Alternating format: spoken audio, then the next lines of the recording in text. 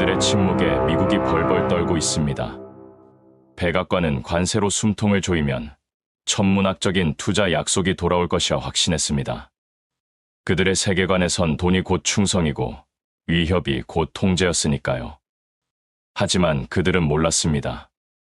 상대는 거래 따윈 관심 없었죠. 그들이 노린 것은 단순한 시장 점유가 아닌 전략의 주도권, 질서의 재편, 그리고 미래의 설계도 전체였다는 것을 말입니다. 적의 칼끝 위에 자신들의 제국을 건설한 21세기 글로벌 권력의 새 중심축, 바로 태평양 건너편의 한 나라. 그 나라는 바로 대한민국입니다.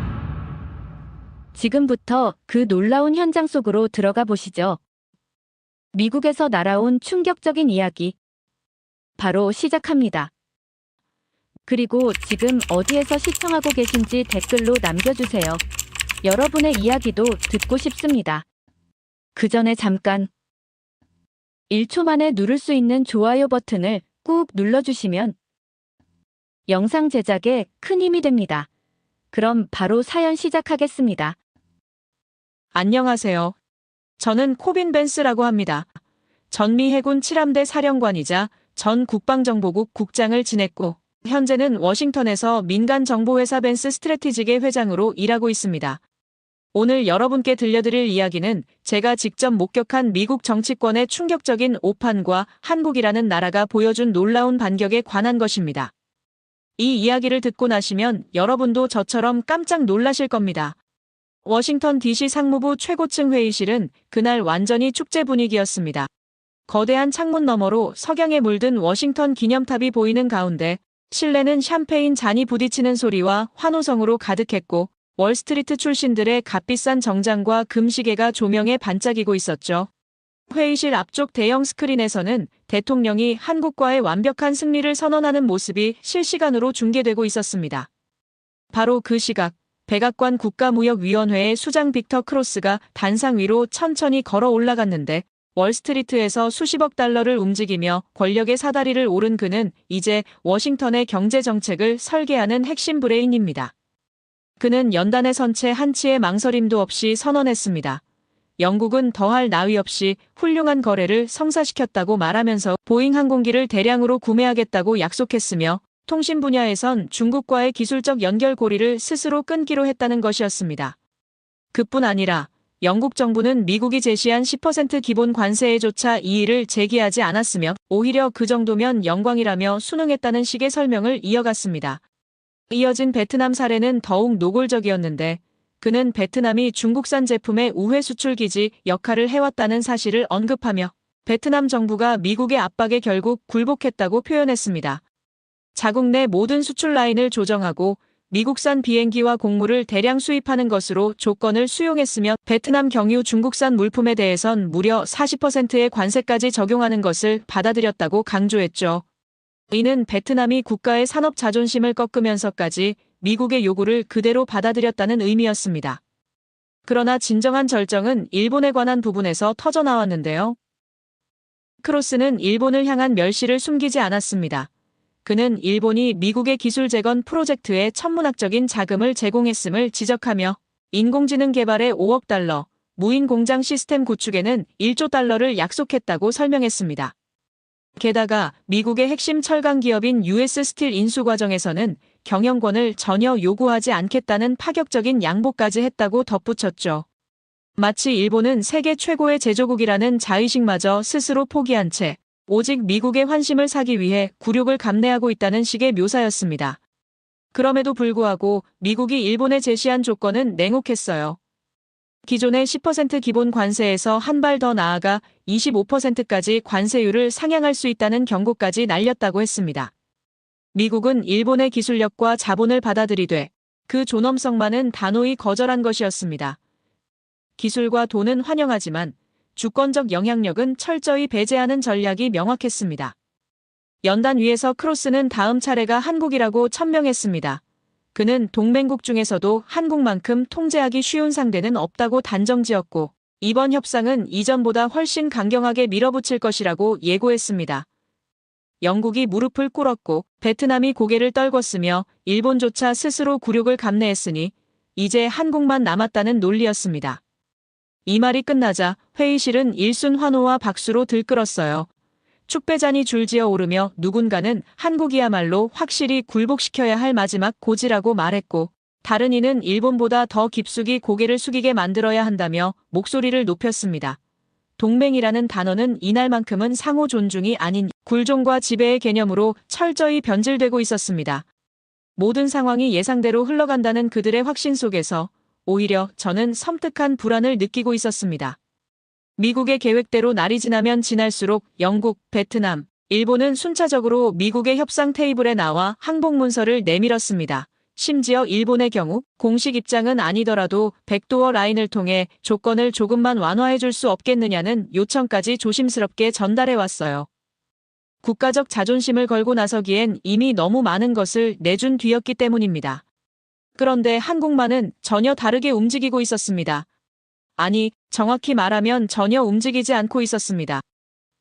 백악관의 청구서가 발송된 지 며칠이 지나도록 한국 정부는 아무런 반응도 입장 표명도 없었어요. 비공식 접촉조차 없었고 그 흔한 물밑 탐색도 감지되지 않았습니다. 지금쯤이라면 최소한 형식적인 답신이라도 와야 할 타이밍이었지만 한국은 회의 및 검토 후 알려드리겠다라는 말로 일관하고 있었어요. 그것이 더욱 불안했습니다. 무시하는 건가? 아니면 준비 중인 것인가? 무엇보다도 이 침묵이 너무도 의도적인 냉정함처럼 느껴졌기 때문입니다. 이건 뭔가 이상하다. 제 안에서 오래된 경계심이 다시 꿈틀거렸습니다. 과거 협상 테이블에 나섰던 대부분의 국가들은 압박이 강해질수록 본심을 내비쳤지만 한국은 그 반대였습니다. 압박이 강해질수록 더욱 조용해지고 더욱 계산적이고 더욱 조율된 침묵을 유지하고 있었습니다. 그러나 더 큰 문제는 미국 쪽에서 먼저 다시 연락을 취할 수는 없다는 점이었어요. 지금 상황에서 먼저 손을 내민다면 미국이 전략적으로 흔들리고 있다는 신호로 읽힐 수 있기 때문입니다. 자존심의 문제를 넘어선 전략적 수세로 비친다는 건 미국으로서 받아들이기 힘든 부분이었습니다. 며칠 후 저는 그 막연했던 불안을 명확한 실체로 목격하게 되었는데 미국 조지아주 애틀랜타 외곽 한적한 고속도로를 따라 이어진 지역에 위치한 대규모 착공식 현장, 그곳에서 저는 완전히 다른 한국의 얼굴과 마주하게 되었어요. 그날은 삼성전자의 반도체 공장 착공식이 예정되어 있던 날이었습니다.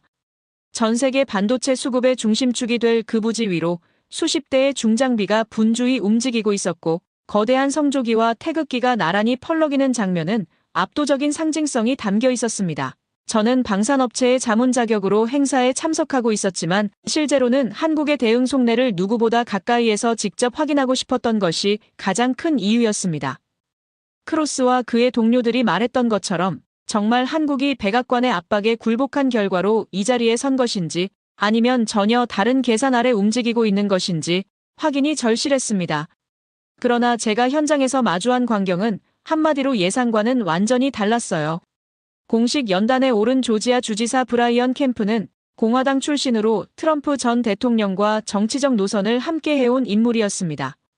그런 그가 개회사를 통해 밝힌 입장은 워싱턴의 기조와는 전혀 다른 방향이었죠.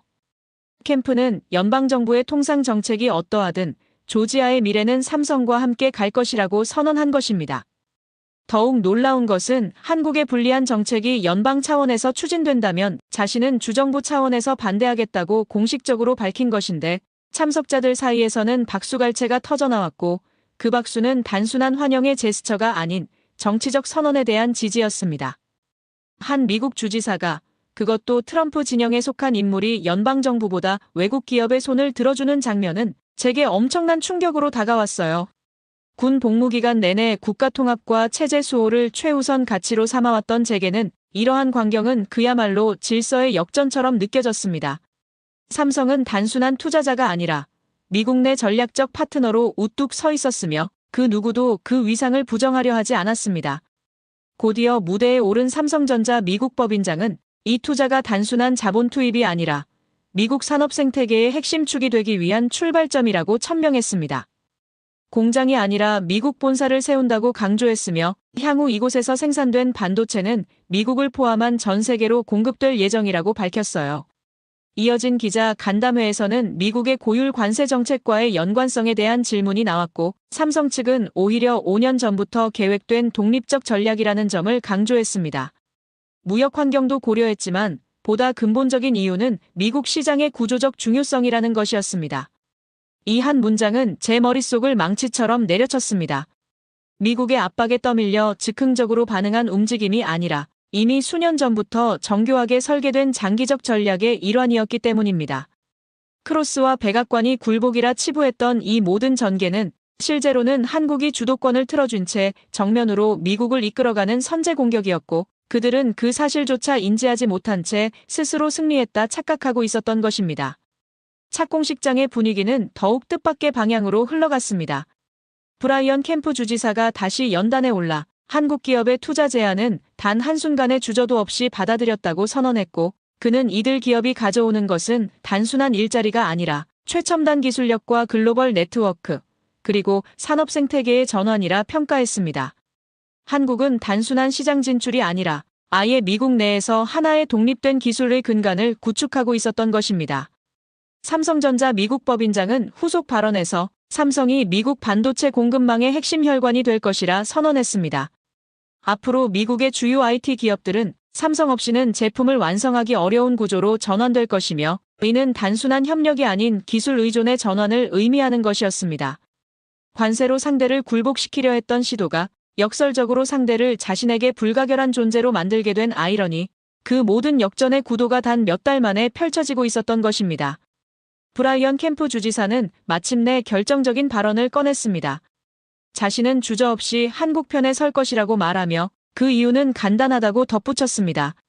한국 기업들이 가져오는 경제적 효과는 연방정부의 정책적 지향보다 훨씬 실질적이고 현실적이라는 판단 때문이었습니다. 연설이 끝난 후 일부 기자들과 비공식적인 대화를 나누는 자리에서 포마드 존슨이라 불리는 지역 전문 기자가 조심스럽게 한마디를 건넸어요.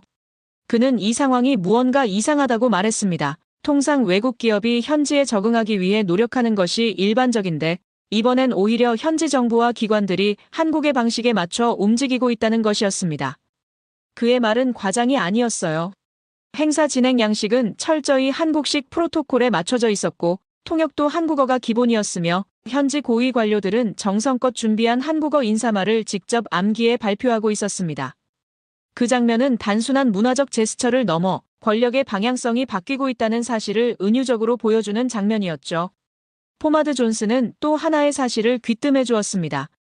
삼성이 제시한 투자 조건 중에는 매우 흥미로운 조항이 하나 있었다고 했는데, 바로 5년 후 이 공장에서 생산된 반도체의 30%를 한국으로 역수출한다는 조항이었습니다. 즉, 한국이 미국에서 제조하고 그 제품을 다시 자국으로 수입하는 구조, 미국의 관세도 회피하고 메이드 인 USA 라벨까지 확보할 수 있는 그야말로 일거양득의 정교한 설계였습니다. 그리고 현지 공무원 한 명이 조심스럽게 밝힌 내용은 충격적이었는데, 삼성 외에도 LG, SK, 현대 등 한국의 주요 대기업들이 조지아에 연쇄적으로 대규모 투자를 검토 중이라는 거였어요. 총 규모는 5,800억 달러를 초과하고 있었으며, 이는 초기 발표에서 알려진 3,500억 달러보다 훨씬 상회하는 수치였습니다. 초기 발표는 단지 빙산의 일각이었고, 실제 프로젝트는 단계적으로 공개될 예정이라는 것도 알 수 있었습니다. 처음부터 모든 카드를 꺼내기엔 그 자체가 미국 측에 지나치게 부담을 줄 수 있기 때문이었습니다.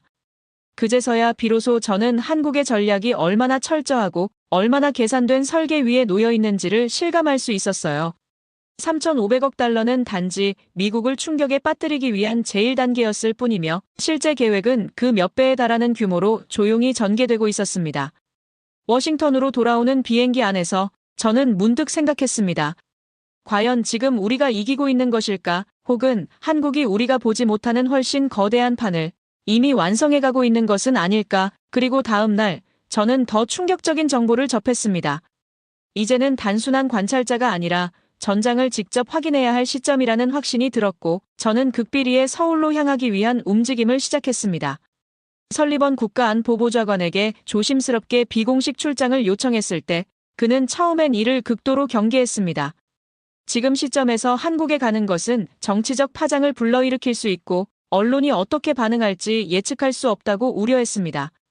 그러나 저는 끝까지 설득했습니다.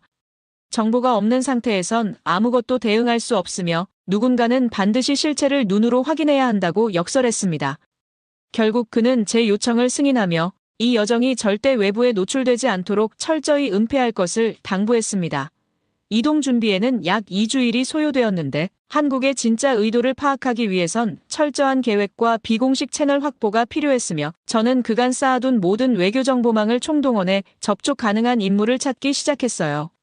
다행히 지난해 워싱턴에서 인연이 있었던 국가전략연구기관 소속의 강민혁 팀장의 연락처를 어렵사리 확인할 수 있었습니다. 당시에는 별다른 인상을 남기지 않았던 그였지만 지금 돌이켜보면 존재감을 의도적으로 감추고 있었던 것처럼 보였어요. 그런 유형의 사람은 보통 실무 전체를 설계하거나 혹은 정중앙에서 의사결정을 조율하는 인물일 가능성이 높았습니다.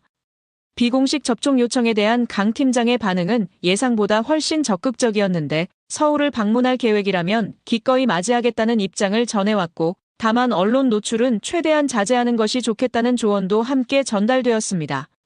그는 지금이 양국 모두에게 민감한 시점임을 분명히 인지하고 있었고 그만큼 이번 만남이 단순한 예의 차원의 접견이 아님을 암시하고 있었죠. 금요일 밤 워싱턴을 떠난 항공편은 13시간 동안 구름 위를 날아 토요일 오후 인천공항에 도착했고 드디어 강민혁 팀장을 만났습니다. 정장을 벗은 채 편안한 복장으로 나타난 그는 첫 인상과는 다르게 침착하고 조율된 기류를 풍기고 있었으며 이미 모든 동선과 일정을 정밀하게 준비해둔 듯한 태도였습니다. 그는 오랜 비행으로 피곤했을 텐데 빨리 숙소에서 충분히 휴식을 취하길 권했어요. 공항을 빠져나와 시내로 향하는 길, 서울 외곽의 고속도로를 따라 펼쳐진 풍경은 제 기억 속 한국과는 너무도 다른 세계였는데 과거 전쟁의 잿더미 위에서 출발한 나라가 이토록 정교하게 정비된 인프라와 도시 질서를 가졌다는 사실이 마치 평행세계에 들어선 듯한 착각을 불러일으켰습니다. 단 한 번의 방문이지만 저는 이미 한국이라는 국가가 단순한 동맹국을 넘어 전략적 주권을 가진 행위자로 성장했음을 직감하고 있었습니다. 강 팀장이 마련한 숙소는 롯데월드타워의 상층부에 위치한 시그니엘 호텔이었습니다. 서울의 랜드마크이자 세계에서도 손꼽히는 고층 건축물인 이곳은 단순한 숙박 공간이 아니라 국가의 품격을 보여주는 하나의 상징물처럼 느껴졌어요. 우뚝 서 있는 모습이 웅장했고 내부로 들어가서 입구에 들어간 순간 압도당할 수밖에 없었습니다. 엘리베이터가 조용히 79층 로비를 향해 올라가는 동안 도시의 숨결이 높아지는 고도와 함께 점점 멀어졌고 그 차분한 상승은 마치 한국이 걸어온 수직적 성장의 축소판처럼 느껴졌어요. 로비에 도착하자마자 마주한 것은 넓은 통유리창 너머로 펼쳐진 서울의 파노라마였습니다. 구름 아래에 놓인 도시, 그 아래로는 석촌호수의 잔잔한 물결과 정돈된 고층 건물들이 조화를 이루고 있었습니다. 한 국가의 수도가 이토록 질서정연하고 고요하게 정지된 듯한 모습일 수 있다는 사실에 저는 적잖은 충격을 받았어요. 체크인은 철저히 자동화되어 있었으며 직원들은 정중하면서도 효율적이었고 방에 들어서자 펼쳐진 석촌호수의 전경은 숨이 멎을 만큼 아름다웠습니다. 해질 무렵 물 위로 반사되는 붉은 노을과 롯데월드의 불빛, 그 아래를 걷는 시민들의 실루엣이 마치 한 편의 정지된 영화 같았습니다. 무심코 와이파이를 연결한 순간 또 다른 차원의 충격이 찾아왔는데 인터넷 속도는 미국의 기준으로는 비교가 불가능할 정도였고 영상통화, 파일 전송, 클라우드 동기화 모든 것이 순식간에 이루어졌습니다. 이것은 단순한 기술의 문제가 아니라 국가가 보장하는 일상 속의 디지털 주권이라는 인상을 강하게 남겼습니다. 그때 강민혁 팀장이 안부 전화를 걸어왔어요. 숙소는 만족스러운지 혹시 불편한 점은 없는지를 정중하게 확인한 뒤 다음 날 아침 특별한 일정을 함께할 계획이라고 조용히 예고했습니다. 일요일 오전 저는 호텔을 나서 석촌호수를 따라 걷기 시작했어요. 아침 햇살이 물결에 반사되어 일렁였고 호수 주변으로는 가족 단위의 산책객들, 조깅을 즐기는 청년들, 벤치에 앉아 신문을 읽고 바람을 벗삼아 즐기고 있는 어르신들까지 세대와 계층을 가리지 않는 시민들이 각자의 방식으로 일요일 아침을 보내고 있었습니다. 그런데 그 평온한 장면 속에서 저는 문득 설명할 수 없는 이질감을 느끼기 시작했어요. 지금 이 나라가 처한 외교적 현실은 결코 단순하지 않습니다. 백악관 내부에서는 주한미군 철수론이 조심스럽게 거론되고 있으며 무역협상 테이블에서는 한국을 향한 관세 압박이 가시화되고 있습니다. 외형상으로는 여전히 동맹이라 불리지만 그 실질은 끊임없이 시험받고 있는 상태입니다. 그런데 이들 시민의 표정 어디에도 그러한 전략적 긴장감은 비추어지지 않았어요. 그 누구도 불안해하지 않았고 어떤 누구도 위기를 느끼는 기색조차 보이지 않았습니다. 오히려 모든 사람들의 눈빛은 스스로의 일상에 대한 확신, 국가 시스템에 대한 신뢰, 그리고 미래를 향한 정제된 낙관으로 차 있었죠. 저는 스스로에게 묻지 않을 수 없었습니다. 과연 이들이 현실을 모르는 것인가? 아니면 현실 따위는 흔들 수 없는 내적 자산을 갖춘 것인가? 평생을 군과 외교 현장에서 살아온 제 경험상 이 정도의 외교 불안 속에서는 언론이 들끓고 시장이 동요하며 국민의 눈빛에 흔들림이 보이는 것이 지극히 정상적인 반응입니다. 그런데 이 도시는 전혀 요동하지 않았어요. 이것은 단순한 침묵이 아니라 국가가 이미 독립적 판단력과 주체적 전략 능력을 갖췄다는 방증이 아닐까. 그 순간 보호받는 동맹국이라는 개념이 이곳 서울에서는 이미 폐기된 개념이라는 직감이 들었습니다. 뉴욕의 금융가에서든 워싱턴의 전략실에서든 한국을 여전히 과거의 수혜국가로 바라보는 이들이 많지만 정작 한국은 더 이상 과거의 한국이 아니었습니다. 이곳에서 제가 본 것은 불안에 흔들리는 사회가 아닌 전략을 가졌기에 두려움을 드러내지 않는 사회였습니다. 그날 오후 강민혁 팀장으로부터 내일 일정에 대한 확정 메시지가 도착했는데 그는 이렇게 전했습니다. 내일 아침 한국의 진짜 얼굴을 보여드리겠습니다. 그 문장 하나가 제게는 전술보고서 10장보다 더 무거운 의미로 다가왔습니다. 다음 날 새벽 6시 강민혁 팀장이 호텔 로비에서 기다리고 있었습니다. 차에 타자마자 강민혁 팀장이 말했어요. 오늘 마주하시게 될 내용들은 단순한 전시가 아니라 한국 국방체계의 핵심 역량을 일부 전략적 노출하는 차원이라고 밝혔죠. 직접적 기술 명세나 기밀은 포함되지 않겠지만 국가적 실체를 감지하시기엔 충분할 것이라 덧붙였습니다. 경기도 북부 포천까지의 이동은 약 1시간 반. 차창 너머로 펼쳐지는 고요한 산세 속에서 저는 오늘이 단순한 참관이 아니라 한 국가의 실체를 목격하게 될 중대한 전환점이 될지도 모른다는 예감을 느꼈습니다. 도착한 곳은 제5포병여단 작전 반경 인근에 위치한 민간보안구역 내 전략협의센터였어요. 군부대 내 직접 진입은 불가피하게 제한되었지만 이미지 자료와 고해상도 실사 촬영을 통해 오늘 회의의 목적은 충분히 달성될 수 있다고 강 팀장은 설명했습니다. 그곳에서 우리는 예고 없이 도착한 포병 지휘관 한 명과 마주하게 되었습니다. 이름도 소속도 밝히지 않은 그는 한국 육군 포병 전력의 일선 실무를 총괄하고 있는 인물이라고만 간단히 소개되었습니다. 비공식 회의실 내부에는 고해상도의 대형 디지털 스크린이 설치되어 있었고 그 위로 몇 분 뒤부터 K9 자주포대대의 실전 훈련 영상이 재생되기 시작했습니다. 하얗게 눈 덮인 고지대에 한치의 오차 없이 배치된 K9 자주포들이 장엄한 포진을 형성하고 있었고 지휘관은 조용히 설명을 시작했습니다. 해당 영상은 불과 3일 전 동부전선에서 이루어진 실제 훈련 장면이며 목표물은 21.4km 떨어진 고지였고 탄도 계산, 발사각도 산출, 통신 연동까지 전 과정이 한국군 독자 기술로 통합 작동되었다는 점이 강조되었습니다. 사격 명령이 떨어지자 수십 문의 K9 자주포가 일제히 포문을 열었고 스크린을 통해서도 그 포성의 무게감과 지형을 진동시키는 충격파가 고스란히 전달되었습니다. 수초 후 드론 열영상 카메라가 포착한 화면에는 목표 지점이 완전히 파괴된 상태로 떠올랐는데 포병 지휘관은 이 훈련의 명중률이 98%에 달한다고 밝혔으며 이는 나토 기준에서도 최고 성능에 해당하는 수치라고 덧붙였습니다. 그는 또한 조용히 그러나 분명하게 말했습니다. 한국의 K9 자주포는 현재 미국의 M109A7보다 사거리와 정확도, 운용 효율성에서 모두 우위를 점하고 있으며 이미 폴란드, 호주, 노르웨이 등에서 전략 도입이 진행 중이고 향후 나토 전력 통합 시 가장 핵심적인 화력 플랫폼 중 하나가 될 것이라고 했습니다. 저는 그 자리에서 단순한 전력 과시 이상의 것을 느꼈습니다. 그것은 한 국가가 외세 의존 없이 자국 수도권 방위를 자체 전력만으로 책임질 수 있다는 전략적 독립국가로서의 상징적 선언이었습니다. 서울로 돌아가는 길, 강민혁 팀장은 의미심장한 어조로 말을 이어갔습니다. 이 모든 건 단지 능력이 아니라 의지라고 했습니다. 한국은 1980년대부터 자립을 목표로 기술, 경제, 군사전 분야를 체계적으로 축적해왔다고 설명했습니다. 이제는 원조를 받는 나라가 아니라 필요하다면 원조를 제공할 수 있는 국가로 전환되었다고 강조했습니다. 특히 그는 한국인의 정서에 대해 말했습니다. 한국은 받은 만큼만 되갚는 민족이 아니며 항상 더 크게, 더 넓게, 더 깊이 보답하려 한다고 했습니다. 잠시 후 차창 너머로 서울의 고층 건물들이 다시 시야에 들어왔습니다. 평범한 일상이 펼쳐지는 이 도시.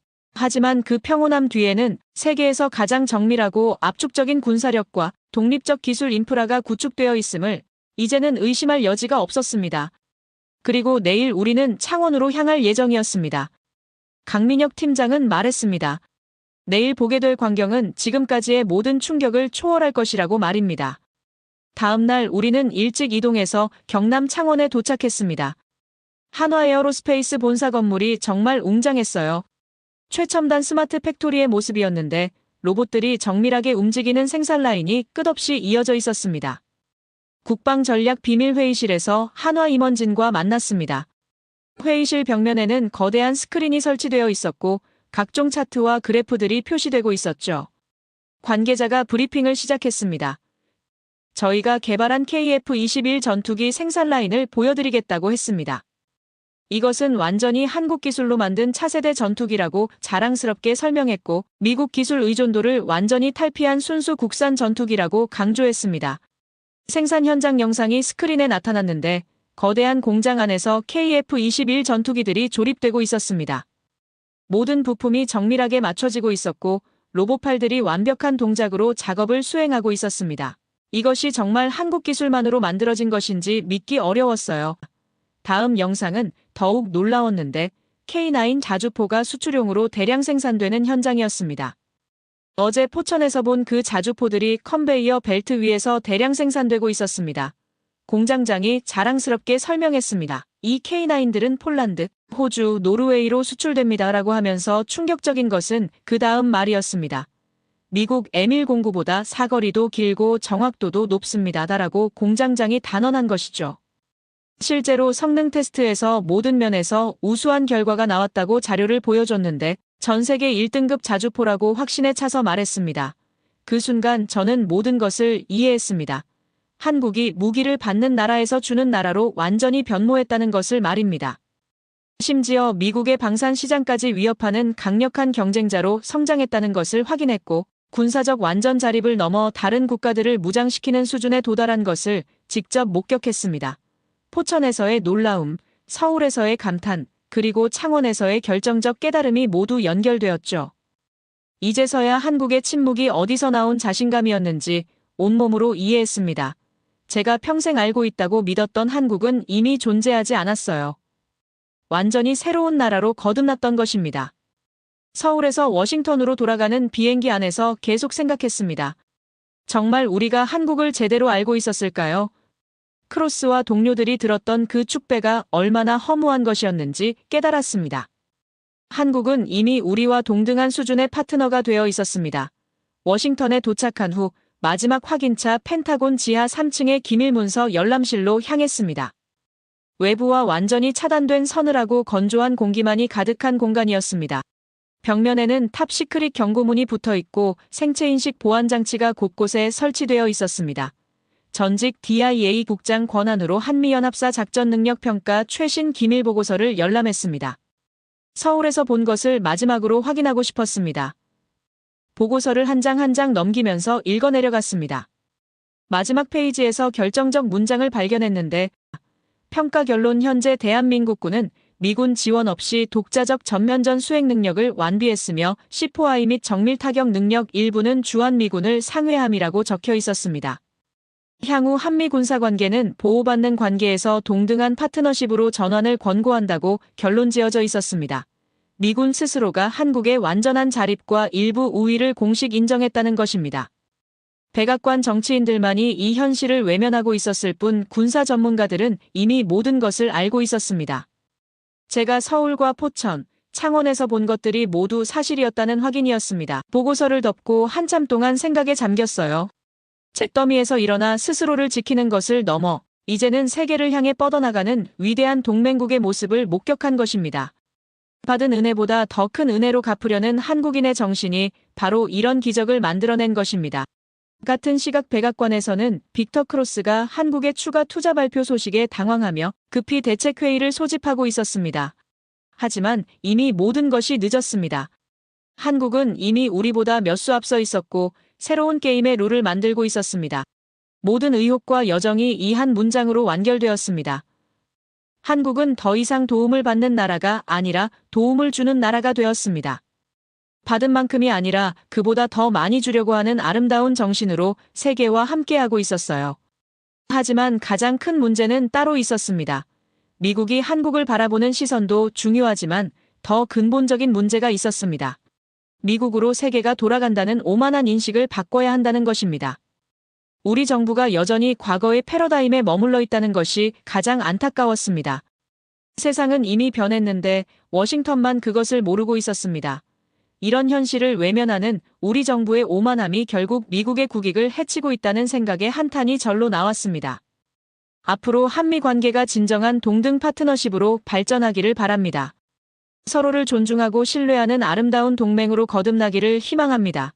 미국도 하루빨리 낡은 인식에서 벗어나 새로운 세계 질서에 적응하기를 간절히 바랍니다. 제 이야기를 끝까지 들어주셔서 정말 감사합니다. 모두 안녕히 계세요. 오늘의 사연 어떻게 들으셨나요? 한때 세계의 질서를 주무르던 강대국이 자신들이 이제껏 보호해왔다고 믿었던 한 나라에 보이지 않는 힘 앞에 당황하고 또 감탄하는 모습이 참 인상 깊었습니다. 어쩌면 이번 일은 단순히 이기고 지는 문제를 넘어 세상의 힘이 어떻게 움직이는지에 대한 근본적인 질문을 던지는 것 같아요. 누군가는 여전히 과거의 기억 속에 상대를 가두려 하지만 상대는 이미 저만치 앞서 미래를 그리고 있었던 거죠. 이제 모든 진실을 알게 된 그들은 앞으로 어떤 선택을 하게 될까요? 과거의 오만한 방식을 버리고 진정한 파트너로서 손을 내밀까요? 아니면 또 다른 방식으로 자신들의 힘을 증명하려 할까요? 여러분의 생각을 아래 댓글에 남겨주세요. 충격적인 일이 벌어졌습니다. 처음에는 아무도 주목하지 않았던 한 나라의 기술력이 어떻게 세계 최고 수준으로 인정받게 되었을까요? 그들의 혁신적인 기술은 이제 천문학적인 투자를 이끌어내며 미래도시 건축의 역사를 새롭게 쓰고 있습니다. 하버드 건축 전문가가 직접 그 현장을 찾아 밝혀낸 사실들은 놀라움 그 자체인데요. 더 놀라운 것은 이 모든 일이 지금 바로 현재 진행 중이라는 점입니다. 그런데 더 큰 충격은 바로 이 인류 역사상 가장 야심찬 미래도시 프로젝트에서 아시아의 작은 나라가 강대국들을 제치고 핵심 파트너로 선정되었다는 사실입니다. 불가능을 가능하게 만드는 이 나라의 비결은 무엇일까요? 왜 석유 부국의 왕세자가 직접 그들을 찾아갔으며 이 협력이 앞으로 세계 건설 산업의 미래를 어떻게 바꿀 것인지 이 모든 사연을 함께 알아보겠습니다. 그 전에 잠깐 1초 만에 누를 수 있는 좋아요 버튼을 꾹 눌러주시면 영상 제작에 큰 힘이 됩니다. 그럼 바로 사연 시작하겠습니다. 안녕하세요. 제 이름은 니키 블랑이라고 합니다. 저는 하버드대학교 건축학과에서 도시설계와 건축공학을 전공했고 현재는 글로벌 건축 및 인프라 프로젝트 컨설턴트로 활동하고 있어요. 미국 건축의 세계적 영향력을 목격하며 자라온 저는 항상 자부심을 느껴왔습니다. 엠파이어 스테이트 빌딩부터 시애틀의 스페이스 니들까지 미국은 언제나 건축 혁신의 중심지였고 세계 최고의 건설 강국으로서 글로벌 표준을 제시해왔어요. 최근 저는 전 세계를 충격에 빠뜨린 역대급 건설 프로젝트인 사우디아라비아의 네옴시티에 관한 조사를 시작했습니다. 네오메니오엠이라는 이름부터가 경이로웠어요. 이 이름은 새로움을 의미하는 고대 그리스어 접두사 네오와 미래를 뜻하는 아랍어 단어 무스타크발의 첫 글자 밈을 조합한 합성어였습니다. 더욱 흥미로운 점은 네오의 아랍어 표기인 니우가 그리스어로도 영어 뉴와 함께 읽힐 수 있다는 언어적 중의성이었어요. 이 작은 디테일조차 글로벌한 미래도시를 지향하는 네옴의 비전을 담고 있었습니다. 이 1,400조 원이 투입되는 미래도시 프로젝트는 축구장 면적의 37,857개에 달하는 거대한 규모로 특히 더 라인이라 불리는 170km 길이의 직선형 수직도시는 건축공학적으로 전례가 없는 도전이었어요. 미국의 건설거인 벡텔이 이 프로젝트의 설계, 시공 및 전체 관리를 맡게 되었다는 소식은 미국 건설업의 위상을 다시 한번 확인시켜 주었습니다. 브랜던 벡텔 회장은 이 프로젝트를 생존 기억에서 가장 복잡한 프로젝트 중 하나라고 표현하며 앞다퉈 미래 세대의 도시 개발 방식을 완전히 바꿀 것이라는 대담한 비전을 제시했어요. 실제로 벡텔은 네옴의 도시들을 연결하는 유틸리티와 운송 시스템을 감독하고 건설하게 될 예정이며 인공지능, 로봇공학, 인간과 기계 융합을 활용해 더 뛰어난 예측 인텔리전스를 제공하고 모든 분야에서 더 빠른 의사결정을 가능하게 할 것입니다. 미국의 첨단 기술력이 중동의 사막 한가운데서 인류 미래의 청사진을 그려나가는 모습은 그야말로 경이로웠어요. 그런데 자료를 더 깊이 낱낱이 파헤치던 중 경악할 만한 사실을 발견했습니다. 네옴시티의 핵심 파트너로 한국 건설사들이 결정적인 역할을 맡고 있었던 것이에요. 현대건설과 삼성물산이 이미 초기 터널 공사를 담당하고 있었고 충격적이게도 사우디 왕자의 남다른 신뢰를 받고 있다는 숨겨진 정보까지 있었습니다. 저는 도저히 이해할 수 없었어요. 왜 하필 한국이었을까요?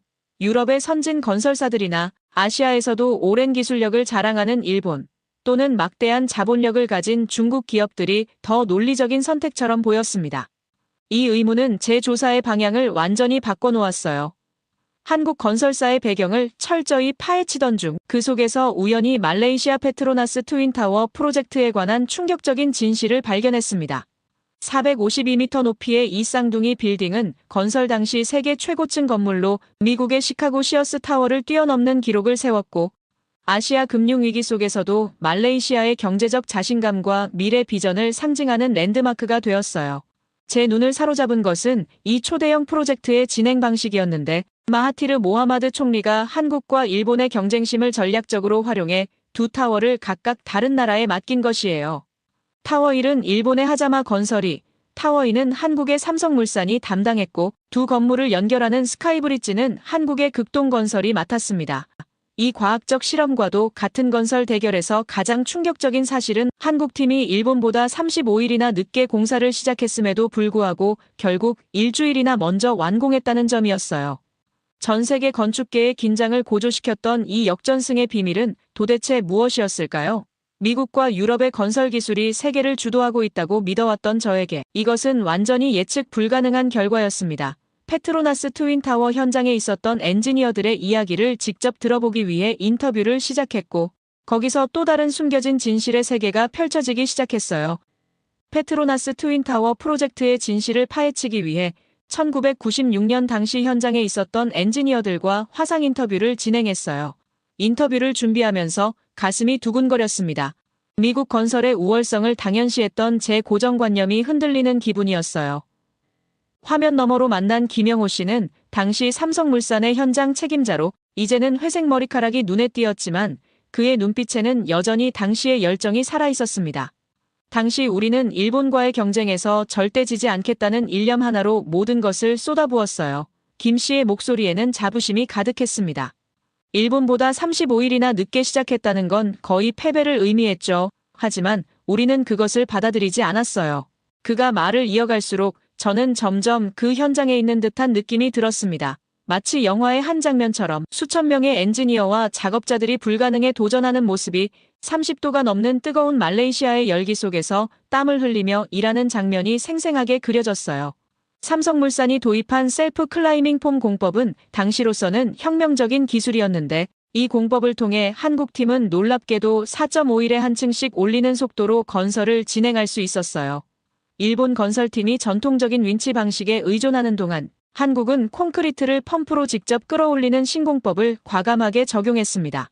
당시 우리의 결정에 많은 사람들이 의문을 제기했어요. 하지만 우리는 확신이 있었습니다. 그의 말에 저는 과감한 결정을 내리는 순간의 긴장감까지 느낄 수 있었어요. 더욱 놀라웠던 것은 타워 크레인 활용 방식이었습니다.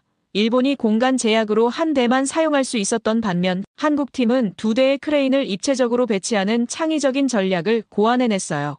고층으로 올라갈수록 공간이 좁아져 두 대의 크레인이 부딪힐 위험이 있었지만 우리는 높이 차이를 두는 방식으로 이 문제를 해결했습니다. 그의 설명을 들으며 저는 문제를 창의적으로 해결하는 한국 특유의 접근 방식에 감탄했어요. 미국 건설업계에서도 쉽게 생각해내기 어려운 해결책이었습니다.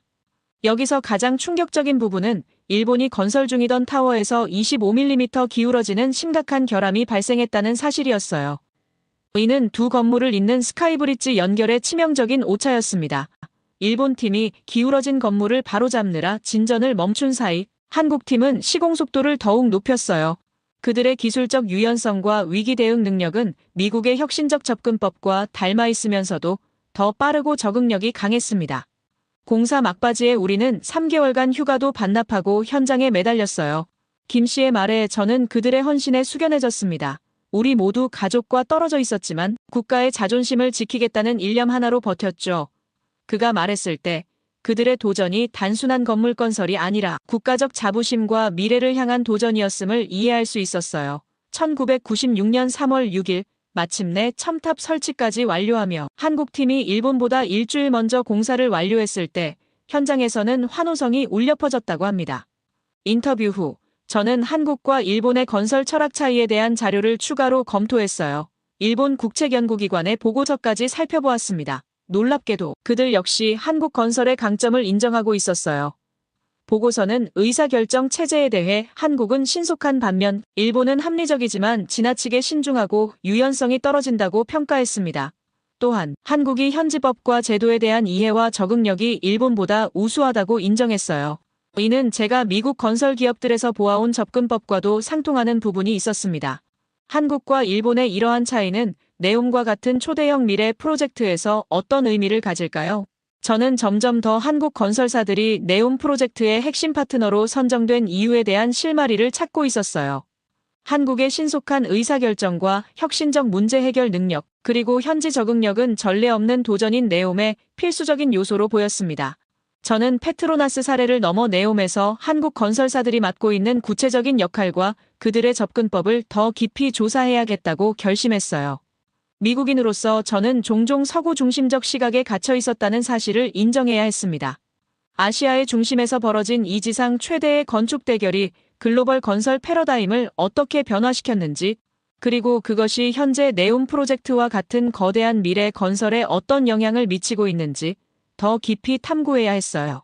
서구의 기술력만이 혁신의 원천이라고 믿어왔던 제 세계관이 서서히 무너지고 있었습니다. 네옴 프로젝트에서 한국 건설사들의 역할을 구체적으로 파악하기 위해 2023년 초 최신 자료들을 검토하기 시작했는데요. 사우디 개발청의 공식 발표와 국제건설저널의 보도들을 종합해본 결과 현대건설과 삼성물산이 네옴시티 내 더라인 프로젝트의 초기 터널 공사를 수주했다는 사실이 확인되었습니다.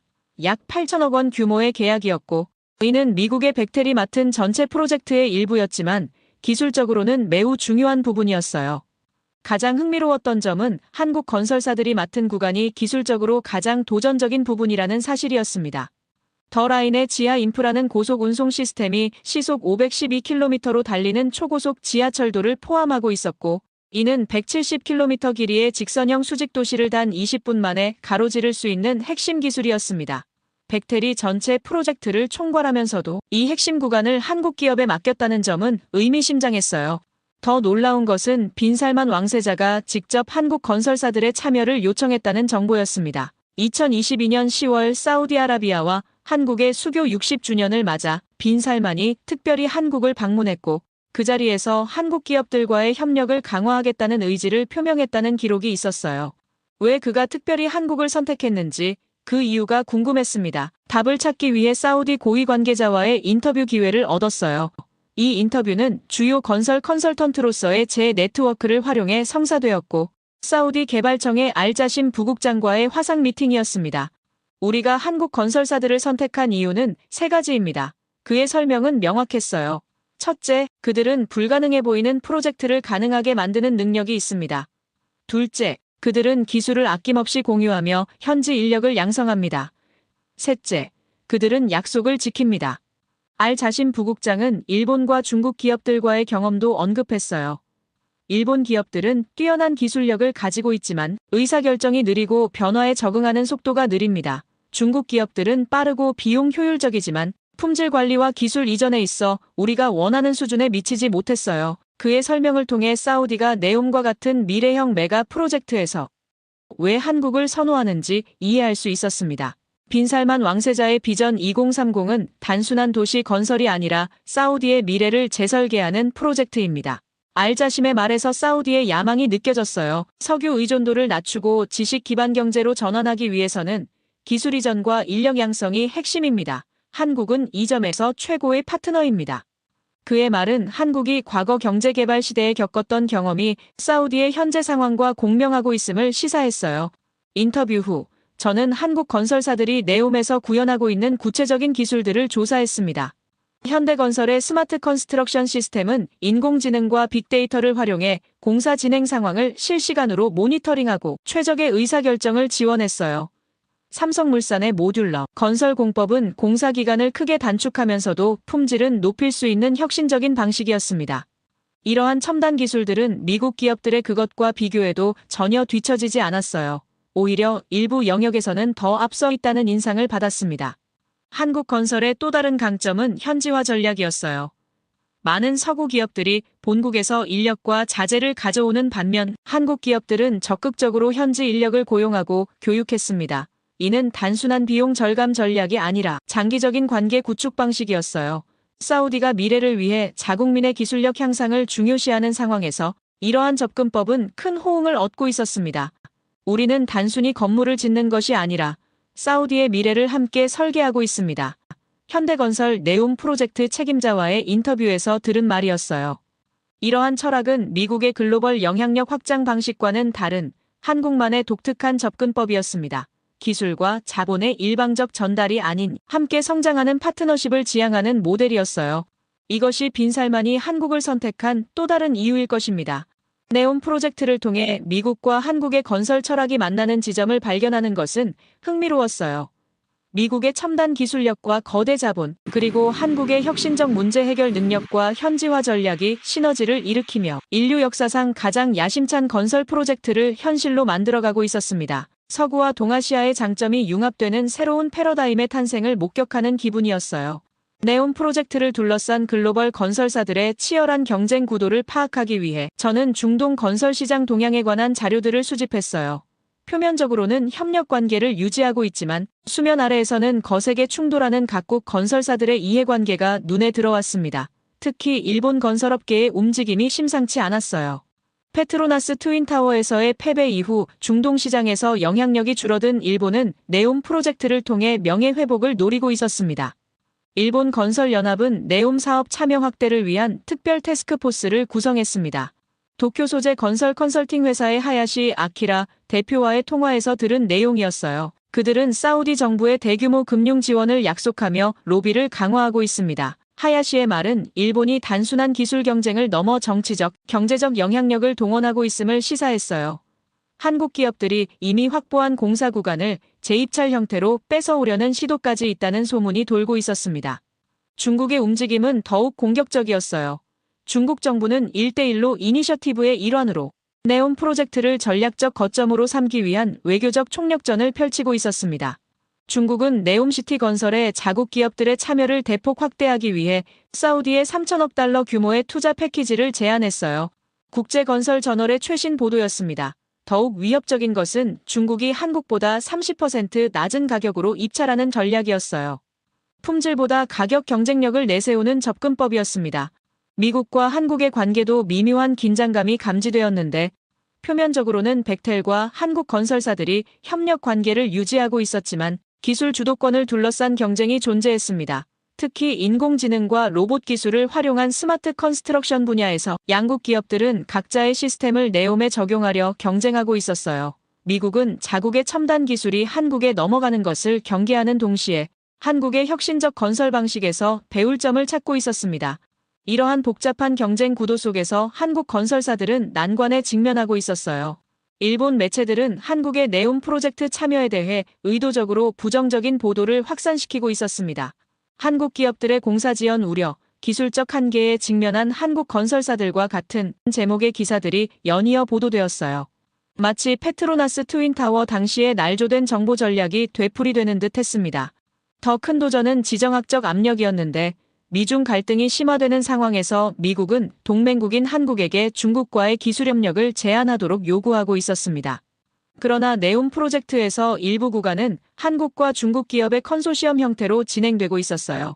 이는 한국 기업들을 매우 어려운 입장에 놓이게 했습니다. 미국의 기술 동맹을 유지하면서도 중동에서의 사업 기회를 확보해야 하는 줄타기였어요. 이런 복잡한 상황을 이해하기 위해 저는 한국건설산업연구원의 박정우 연구위원과 심층 인터뷰를 진행했습니다. 우리는 기술력으로 승부하고 있습니다. 박 연구위원의 말은 분명했어요.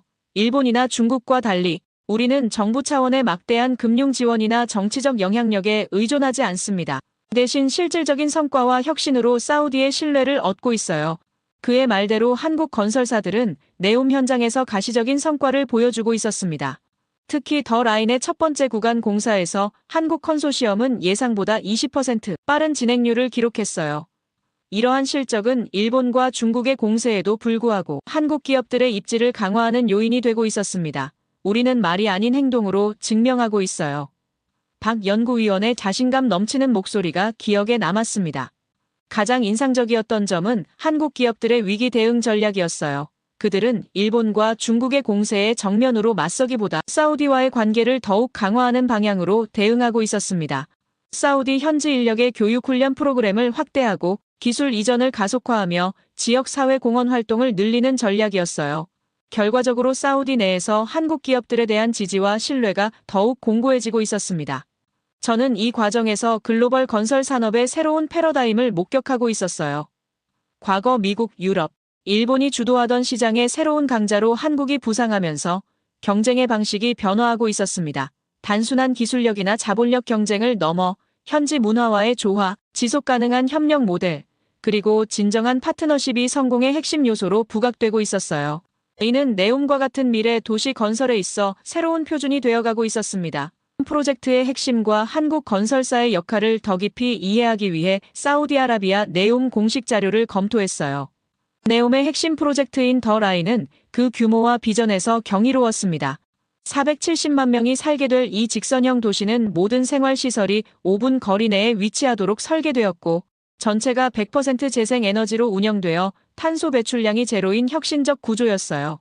개인 자가용 대신 인공지능 기반 자율주행차와 드론이 교통수단을 담당하며 도시 지하로는 시속 512km로 달리는 초고속 지하철이 설치되어 170km 길이의 도시를 단 20분 만에 가로지를 수 있게 설계되었습니다. 더 라인 외에도 산악지대의 건강 리조트 트로제나와 해상 복합도시 옥사곤까지 네움은 다양한 환경의 최첨단 도시를 건설하는 총체적 비전을 품고 있었어요. 이 모든 계획에 향후 8년간 1,400조 원이 투입된다는 사실은 인류 역사상 전례 없는 규모의 단일 건설 프로젝트였습니다. 이 황금 같은 기회에 한국 건설사들이 핵심 역할을 맡게 된 배경을 파악하는 것이 저의 다음 목표였어요. 2022년 10월 사우디아라비아와 한국의 수교 60주년을 맞아 빈살만 왕세자가 특별히 한국을 방문했다는 사실에 주목했습니다. 외국 방문이 드문 사우디 왕족이 한국을 찾은 것은 상당히 이례적인 일이었어요. 한국 정부와 기업 대표들과의 만남에서 빈살만은 특별히 한국 건설사들의 네움 참여를 확대하겠다는 의지를 표명했습니다. 왜 그가 모든 글로벌 건설 강국들 중에서 한국을 주목했는지 그 이유를 찾기 위해 저는 사우디 투자부 자료와 네움 건설 현장의 보고서들을 심층 분석했어요. 가장 결정적인 요인은 단연 한국 건설사들의 기술력이었는데요. 현대건설과 삼성물산은 세계에서 가장 높은 빌딩인 부르즈 칼리파, 싱가포르의 마리나 베이 샌즈, 말레이시아의 페트로나스 트윈타워 등 불가능해 보이는 초대형 프로젝트들을 성공적으로 완성한 실적을 가지고 있었어요. 특히 삼성물산이 개발한 모듈러 건설 공법은 공사 기간을 최대 30%까지 단축하면서도 고품질을 유지할 수 있는 혁신적 기술이었습니다. 더 라인과 같이 전례 없는 규모의 프로젝트에서 시간과 품질은 가장 중요한 요소였어요. 또한 한국 기업들의 현지화 철학이 사우디의 장기적 비전과 맞아떨어졌는데 사우디 투자부의 내부 문서에 따르면 한국 건설사들은 단순히 건물을 짓는데 그치지 않고 현지 인력 교육과 기술 이전에 적극적이었어요. 빈살만의 비전 2030의 핵심은 석유 의존 경제에서 지식 기반 경제로의 전환이었고 이를 위해서는 자국민의 기술력 향상이 필수적이었습니다. 한국은 자신들이 단기간에 경제 발전을 이룬 경험을 사우디와 나눌 수 있는 독특한 위치에 있었어요. 그리고 놀랍게도 문화적 요소도 중요한 역할을 했는데요. 네움 관계자와의 인터뷰에서 알게 된 사실이지만 BTS를 비롯한 한류의 영향으로 사우디 젊은 층 사이에서 한국에 대한 호감도가 매우 높아진 걸 느낄 수 있었습니다. 빈살만이 개혁 군주로 변모하며 추진한 첫 프로젝트 중 하나가 BTS의 사우디 공연이었고, 이를 통해 사우디 전체가 보라색으로 물들었다는 표현까지 있었습니다. 이러한 문화적 교류는 비즈니스 관계를 넘어 더 깊은 신뢰를 형성하는 데 기여했어요. 더불어 지정학적 균형자로서의 한국의 위치도 중요했습니다. 미국과의 관계가 소원해진 사우디는 새로운 파트너를 찾고 있었지만 중국이나 러시아에게 전적으로 의존하는 것도 원치 않았어요. 한국은 미국의 동맹국이면서도 중국, 러시아와도 경제적 관계를 유지하고 있어 사우디에게 이상적인 균형자 역할을 할 수 있었습니다. 네옴이라는 미래 도시에서 이러한 지정학적 균형은 중요한 고려사항이었어요. 현대건설과 삼성물산이 맡고 있는 더 라인의 터널 공사 현장을 촬영한 영상 자료를 보면 한국의 기술력이 어떻게 구현되고 있는지 생생하게 확인할 수 있었습니다. 12m 직경의 초대형 터널, 굴착기가 사막의 안반을 뚫고 나아가는 모습은 마치 공상과학 영화의 한 장면 같았어요. 더욱 인상적인 것은 이 모든 과정이 디지털 트윈 기술로 가상환경에서 실시간 모니터링되고 있다는 점이었습니다. 공사 현장의 모든 데이터가 디지털화되어 본사와 발주처가 실시간으로 진행 상황을 확인하고 의사결정을 할 수 있는 시스템이었어요. 한국 건설사들의 혁신적 접근법은 네옴 전체 프로젝트의 방향성에도 영향을 미치고 있었습니다. 당초 계획보다 20% 빠른 진행률을 보이며 공사의 질적 측면에서도 높은 평가를 받고 있었어요. 이는 중국 기업들이 가격 경쟁력으로 공략하는 상황에서도 한국 기업들의 입지를 굳건히 하는 요인이 되고 있었습니다. 네옴 공식 트위터에는 한국의 건설 기술이 네옴의 미래를 만들어가고 있다는 문구가 올라오기도 했어요. 한국 건설사들의 성공이 미국 기업들에게도 자극이 되고 있었습니다. 벡텔은 한국의 스마트 컨스트럭션 시스템에 관심을 보이며 협력 방안을 모색하고 있었어요. 미국과 한국의 기술력이 결합된다면 네옴 프로젝트는 더욱 빠르게 현실화될 수 있을 것입니다. 이는 서구와 동아시아의 건설 철학이 만나 새로운 시너지를 창출하는 역사적 순간이었어요. 세계 인프라 시장의 판도가 바뀌고 있었습니다. 어느 영화에서 말했던 말처럼 이 세상에서 성공하는 방법은 나에게 중요한 사람이 누구고 그 사람이 뭘 필요로 하는지 딱 그 두 가지만 알면 된다는 원칙이 국제 건설 시장에서도 통했어요. 한국 건설사들은 사우디가 필요로 하는 것이 단순한 건물이 아니라 미래를 위한 기술력과 인재 양성임을 정확히 파악하고 있었습니다. 그들은 건설을 통해 단순히 구조물이 아닌 사우디의 미래를 함께 설계하고 있었어요. 무엇보다 감동적인 것은 한국 건설 노동자들의 헌신과 장인 정신인데요. 페트로나스 트윈타워에서 보여준 그 불굴의 의지와 창의적 문제 해결 능력은 네옴에서도 그대로 이어지고 있어요. 35일이나 늦게 시작해 일주일이나 먼저 완공하는 기적을 만들어냈던 그 정신이 이제는 인류 역사상 가장 야심찬 미래도시를 건설하는 원동력이 되었습니다. 세계 최고층 빌딩부터 지금은 가장 혁신적인 미래도시까지 한국의 건설 정신은 인류의 건축 역사를 새롭게 쓰고 있어요. 미국인으로서 저는 항상 우리나라의 기술력과 혁신이 세계를 이끈다고 자부해왔지만 이번 연구를 통해 저의 시각이 얼마나 제한적이었는지 깨닫게 되었어요. 한국의 건설 기술은 단순히 아시아의 좋은 기술이 아니라 미국과 어깨를 나란히 하며 때로는 앞서가는 세계 최고 수준임을 인정하게 되었습니다. 세계 각지에서 자국의 명예를 드높이기 위해 묵묵히 일하는 모든 한국 기술자와 엔지니어들의 노고에 깊은 경의를 표하게 되었는데요. 그들은 단순한 해외 근로자가 아닌 진정한 의미의 국가대표입니다. 그들의 헌신과 노력이 한국을 더욱 빛나게 만들고 있다고 생각해요. 아마도 제가 연구했던 그 어떤 현장보다도 가슴 벅찬 경험인 것 같습니다. 특히 불가능을 가능하게 만드는 그들의 도전 정신과 문제 해결 능력은 네옴과 같은 전례 없는 프로젝트에 완벽하게 부합하고 있어요. 앞으로 저는 하버드 건축대학에서 한국의 건설 기술과 철학을 소개하는 특별 강연을 준비할 계획입니다. 미국과 한국의 건설 기업들이 서로의 강점을 결합한다면 우리는 함께 더 지속 가능하고 혁신적인 미래를 건설할 수 있을 것이에요.